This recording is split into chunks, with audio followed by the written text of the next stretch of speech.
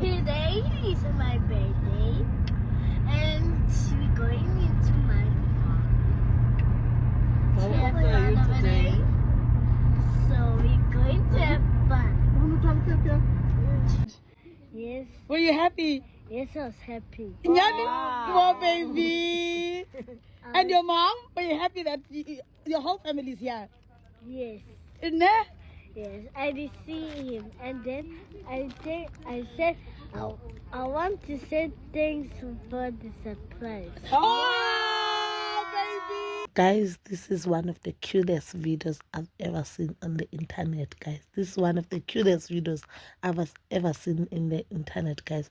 You could see how happy Umhlopekazi is, guys. You could see how happy Umhlopekazi is. And when she said she was so happy, when she said, I did see him, guys.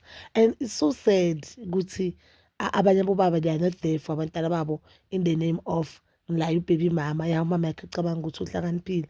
I guess umpumelelo so ukuthi umhlopekazi umthanda kangakanani, and I think uzoba there for ingane zakhe zoyi-2, not just umhlopekazi but also for uNzulu, because noNzulu uyadeserve ukuthi athole uthando lwababakhe, noNzulu uyadeserve ukuthi akhule khona ubabakhe nomamakhe, noNzulu uyadeserve ukuthi azi uthando lubuya kaMseleki. You get?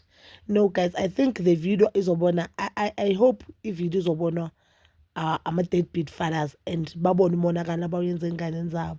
Umntana is so happy. Umntana was so happy, guys. And let me give you one advice to laba bafana abasebenzayo, more especially laba abasebenzayo and umuntu akayenzela ingane yakhe in the name of umama yakhe, ngifuna ukulaya imama yakhe ucabanga ukuthi uhlakaniphile, makabona uphuma kanjani ngengane. That pain uyakhosinga ayikhosi kumama umntwana kuphela, cause umama umntwana amazi babakhe, and the chances are umama umntwana mhlambe ukhule nano babakhe yalazi uthando lakababa, but that pain uyikhose emntaneni wakho.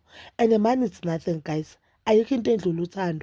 Uyabo, if ubaby mama mhlambe udemanda a lot, mnike if you can afford, because imali sayisebenza and siyisebenzela ukuthi idliwe abantu esibalethe emhlabeni. Imali siyisebenzela ukuthi sidle nabantu esibathandayo. It's so useless or so dumb of you ukuthi uthi angeke ngize nginike umama umntana mina imali uzoyidla nabangani bakhe uzoyidla nefamily yakhe. No, just give that lady imali wena knowing ukuthi konke okwenzayo kwenzela umntana wakhe. I mean, like abantwana bakhula fast. Now mhlopekazi zabe sakwazi ukuthi thathele iflight or ibhasi or whatever ukuthi hamba e-KZN.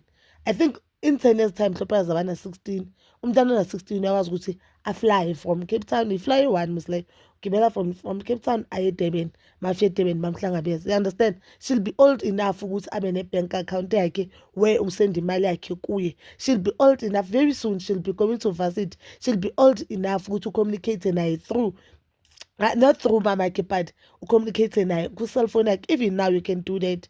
So I believe ukuthi uVuyokazi more umpumelelo, I don't wanna say Vuyokazi, umpumelelo wabonile amaphutha wakhe and ubonile ukuthi him not being there for ingane zakhe akalayi Vuyokazi but uzila yena, because one thing God has done to Vuyokazi, has blessed Vuyokazi with everything that a single mother needs. If uNkulunkulu akunika umsebenzi, uVuyokazi is working with Brand, uVuyokazi ama-pages wakhe akhula so fast. I mean, like uVuyokazi can post a video now on YouTube.